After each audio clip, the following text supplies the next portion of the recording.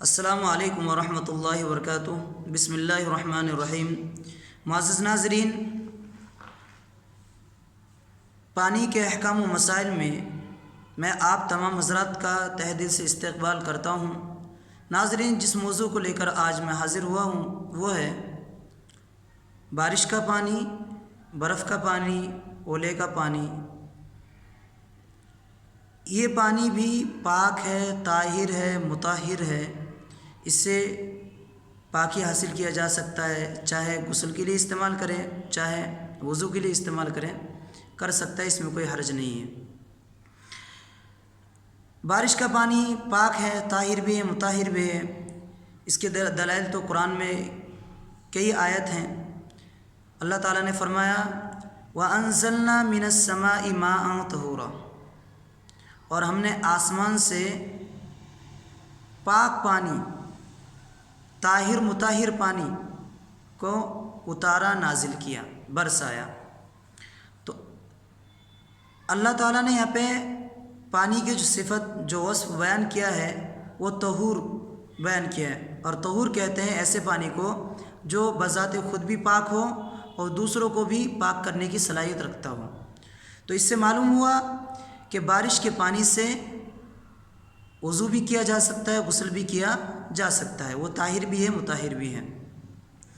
اب رہا مسئلہ کہ اولے کے پانی سے یا برف کے پانی سے وضو غسل کیا جا سکتا ہے یا نہیں۔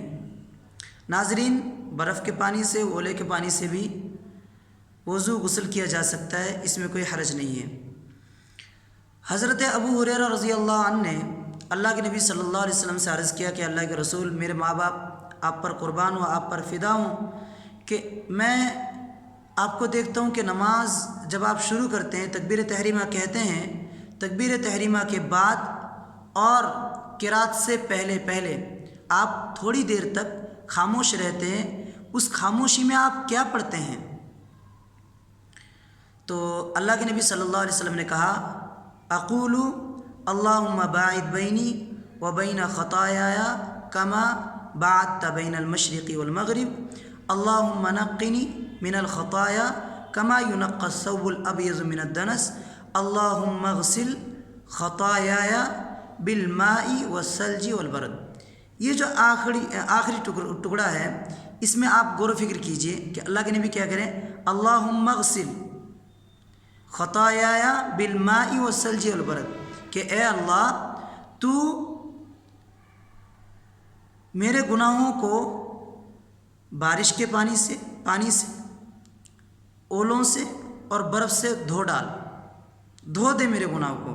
تو اللہ کے نبی صلی اللہ علیہ وسلم نے پانی کے ساتھ اولوں کا بھی ذکر کیا اور برف کا بھی ذکر کیا ہے۔ تو پتہ چلا کہ جس طریقے سے پانی سے پاکی حاصل کیا جا سکتا ہے، اسی طریقے سے برف کے پانی سے بھی پاکی حاصل کیا جا سکتا ہے، اور اولوں کے پانی سے بھی پاکی حاصل کیا جا سکتا ہے۔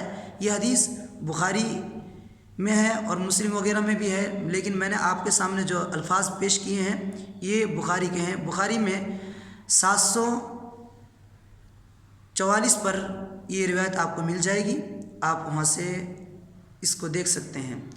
اللہ تعالیٰ سے دعا ہے کہ اللہ تعالیٰ ہمیں قرآن اور حدیث سمجھ کر ان پر عمل کرنے کی توفیق عطا فرمائے۔ والسلام علیکم۔